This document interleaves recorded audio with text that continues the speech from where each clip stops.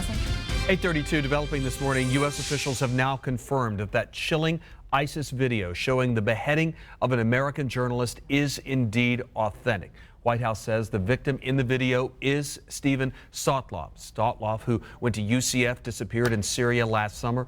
The executioner on that video appears to be the same who killed American James Foley last month. Steven Sotloff's death has touched off more outrage around the world, including the Muslim community right here in Tampa. CAIR, that's the Council on Islamic Relations, is condemning this killing, calling it a crime against the Islamic faith. And joining us this morning to talk about that is Hassan Shibly. He is director of CAIR in Tampa. Hassan, good to see you again. Welcome back. Great to see you.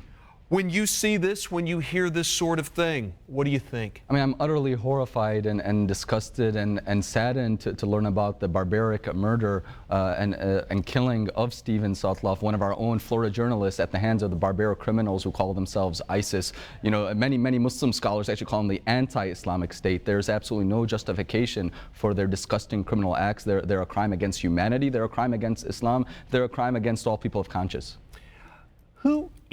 What is ISIS? Who are these people, and how did this happen? You know, I think it's important to understand it both from a historical context and a modern context. From a historical context, the Prophet Muhammad, peace be upon him, warned very particularly in the authentic traditions about a group of young youth who claim to be super religious, who claim to be always right, who claim to understand the Quran. In fact, the Prophet Muhammad said they will read the Quran better than you read the Quran, and they will pray better than you pray, but they will be very deviant, and they will kill all those people who disagree with them. And he said that those people are deviant. In fact, he called them the Khawarij, the rebellious ones, who actually are considered outside of the fold of Islam. And I think what they're doing is they're using theological arguments that they're twisting out of context. The Prophet Muhammad made clear they would take the Quran out of context to justify their arguments to grab more power. And in the modern context, we see, you know, after Iraq was destabilized and in the post-colonial world where the Middle East lines were drawn in the sand arbitrarily, now you're finding this group trying to fill the gap and take advantage of the chaos there just to grab power for their own selfish needs.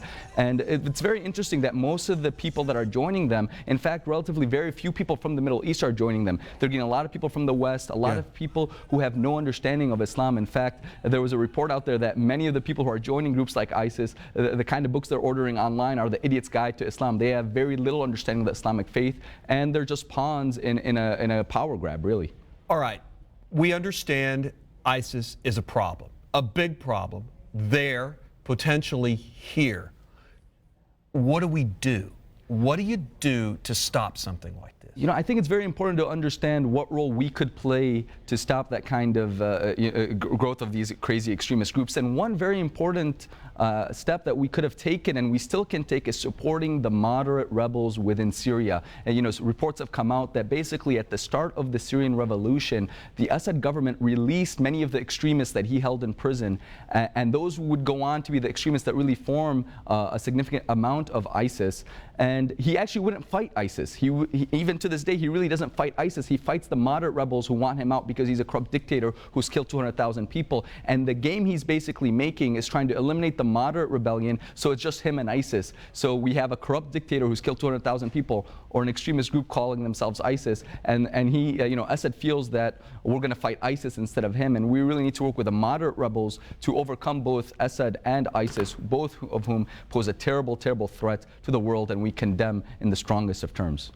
You told me a few minutes ago, and I didn't know this, you're Syrian. Yes.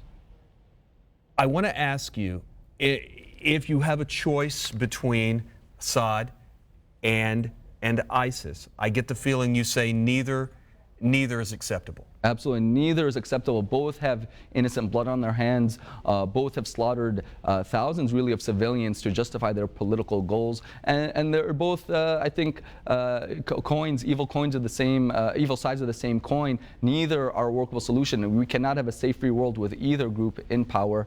Again, we need to support the moderate rebels. In fact, the interesting thing is ISIS is fighting and killing more Sunni Muslims and more Syrians and Iraqis than it's killing non-Muslims or people of other faiths. They're a bigger threat to the local population before they're a threat to us, and we need to do everything in our power to stop this violent rampage and stop Assad at the same time. We're way over time, and I'm sorry to my producer, but I got to ask you one more question. What's your biggest fear of what's going to happen here? just continued chaos and continued bloodshed. Over 200,000 Syrians have been killed. Assad's killed dozens of children just in the past few days. We've taken no military action. We need a fair policy that ensures peace for all humanity in the Middle East. Good to see you, Hassan, as always. Thank you.